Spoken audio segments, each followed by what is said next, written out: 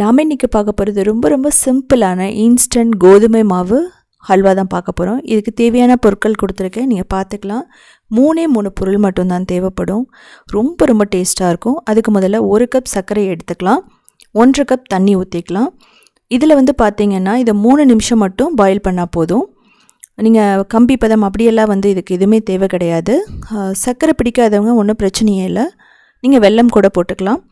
நான் ஏற்கனவே ஒரு வீடியோவில் வெல்லம் போட்டிருக்கேன், நீங்கள் போய் பார்த்துக்கலாம். ஸோ பாருங்கள், சுகர் எல்லாம் நல்லா கரைஞ்சி பர்ஃபெக்டாக ரெடி ஆகிடுச்சு. இதுக்கப்புறம் ஒரு நெய் 1/2 கப் எடுத்துக்கலாம். இது நல்லா வந்து சூடாகணும். இல்லை நீங்கள் நெய் 1/2 கப், எண்ணெய் ஒரு 4 டேபிள் ஸ்பூன் அப்படி கூட நம்ம எடுத்துக்கலாம்.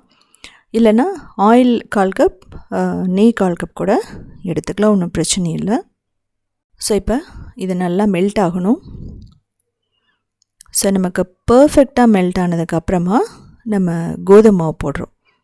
1 கப் கோதுமை மாவு போட்டுக்கலாம். இதை வந்து போட்டுட்டு நம்ம நல்லா ரோஸ்ட் பண்ணணும், ஒரு 5லேருந்து 8 நிமிஷம். இதனோட கலர் வந்து நல்ல ஒரு ப்ரௌன் ஆகும். உங்களுக்கு வந்து எந்த அளவுக்கு ப்ரௌன் பிடிக்குமோ அந்த அளவுக்கு நீங்கள் இதை நல்லா ரோஸ்ட் பண்ணிக்கலாம். கொஞ்சம் லைட் ப்ரௌனாக வேணும்னா நம்ம முன்னாடியே எடுத்துடலாம். கொஞ்சம் டார்க் ப்ரௌனாக வேணும்னா ஒரு 8லேருந்து 9 நிமிஷம் அப்படி நீங்கள் வந்து பண்ணலாம். முதல்ல இந்த மாவு நெய்யில் போடும்போது திக்காகிற மாதிரி இருக்கும். அதுக்கப்புறம் ஒரு தண்ணி விட்ட மாதிரி நல்ல பபிள்ஸ் வரும், அதுதான் கரெக்டான பதம். ஸோ பாருங்கள், திக்காக இருக்குது, அதுக்கப்புறம் தண்ணி விடுற மாதிரி இருக்குது. ஸோ இது நீங்கள் மைதாலேயும் பண்ணலாம், ராகி மாவுலேயும் இதே மாதிரி பண்ணலாம், அரிசி மாவில் பண்ணலாம்.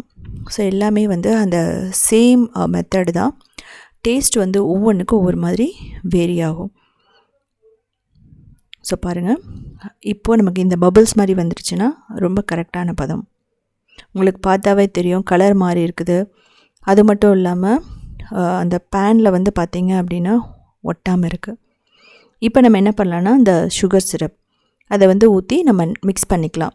நீங்கள் வந்து கொஞ்சம் கொஞ்சமாக ஊற்றுங்க. ஊற்றும் போது நீங்கள் லோ ஃப்ளேமில் வச்சுக்கலாம், ரொம்ப ஹை ஃப்ளேமில் வைக்க வேணாம். இது வந்து பார்த்திங்கன்னா கட்டி இல்லாமல் நம்ம மிக்ஸ் பண்ணணும். ஸோ கட்டி பற்றக்கூடாது, அது மாதிரி நீங்கள் பார்த்து லோ ஃப்ளேமில் வச்சு பண்ணிக்கோங்க. உங்களுக்கு கட்டி விழுற மாதிரி இருந்தது அப்படின்னா நீங்கள் விஸ்க் வச்சு நல்லா மிக்ஸ் பண்ணி விட்டுருங்க, அப்போ கட்டி விழாது. ஸோ இந்த ஸ்டேஜில் உங்களுக்கு வந்து சுகர் பிடிக்கலைன்னா நாட்டு சர்க்கரை, ப்ரௌன் சுகர், கோகோனட் சுகர் இப்படியெல்லாம் இருக்குது, இதையெல்லாம் நீங்கள் ஆட் பண்ணிக்கலாம். பட் ஆனால் ட்ரெடிஷ்னலாக சுகரில் வந்து பண்ணுறதுனால இந்த சுகர் வந்து கோதுமைக்கு நல்ல எடுத்துக்காட்டாக இருக்கும்.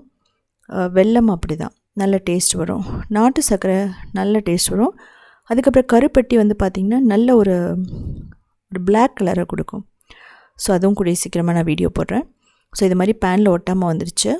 கோதுமை எப்போவுமே எல்லாத்தையும் சீக்கிரமாக அப்சர்வ் பண்ணிக்கும். ஸோ இந்த ஸ்டேஜில் என்ன பண்ணலான்னா, அப்படியே எடுத்துடக்கூடாது. நம்ம வந்து எக்ஸ்ட்ரா ஒரு 2 டேபிள் ஸ்பூன் நெய் போடணும். நெய் போட்டு நல்லா மிக்ஸ் பண்ணணும். இது வந்து பார்த்திங்கன்னா முதல்ல நெய்யை அப்சர்வ் பண்ணிக்கிட்டே இருக்கும். ஸோ போக போக நெய்யை வந்து அப்சர்வ் பண்ணாத ஸ்டேஜுக்கு வரும். நம்ம மொத்தமாக 1/2 கப் ப்ளஸ் நம்ம என்ன பண்ணோன்னா ஒரு 4 டேபிள் ஸ்பூன் நெய் தான் தேவைப்படும். ரொம்ப நல்லா வேணும், எனக்கு நல்ல நெய் வந்து எனக்கு ரொம்ப பிடிக்கும் அப்படின்னு நினைக்கிறவங்க 3/4 கப் நெய் போட்டுக்கலாம், ஒன்றும் பிரச்சனையே இல்லை.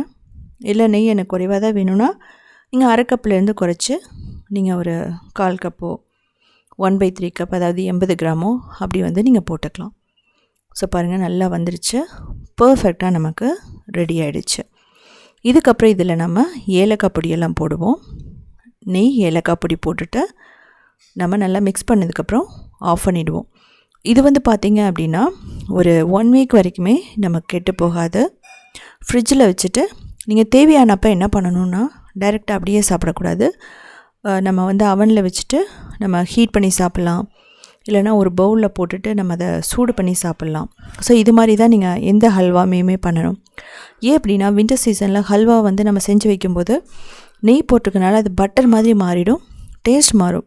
ஸோ நம்ம வந்து சாப்பிடும்போது சூடு பண்ணி சாப்பிடும்போது என்ன ஆகுனா, அந்த நெய்யெல்லாம் வந்து நல்லா மெல்ட் ஆகி டேஸ்ட் வந்து ஒரிஜினல் டேஸ்ட் இருக்கும். ஸோ அதனால நீங்கள் எப்போவுமே சாப்பிடும்போது சூடு பண்ணி தான் சாப்பிடணும், இல்லைனா டேஸ்ட் வந்து நல்லா இருக்காது.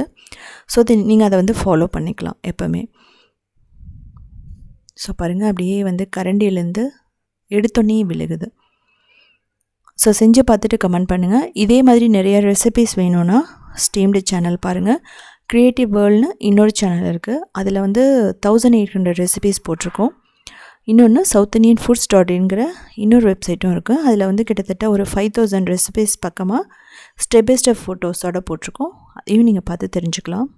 ஸோ இதில் முக்கியமானது என்னென்னா, நான் நட்ஸ் போடலை. தேவைப்பட்டால் நீங்கள் முந்திரி, திராட்சை, பாதாம், பிஸ்தா எது வேணாலும் போட்டுக்கலாம். எல்லாமே நல்லாயிருக்கும். தேவைப்பட்டால் தேங்காய் வந்து துருவி கூட போட்டுக்கலாம்.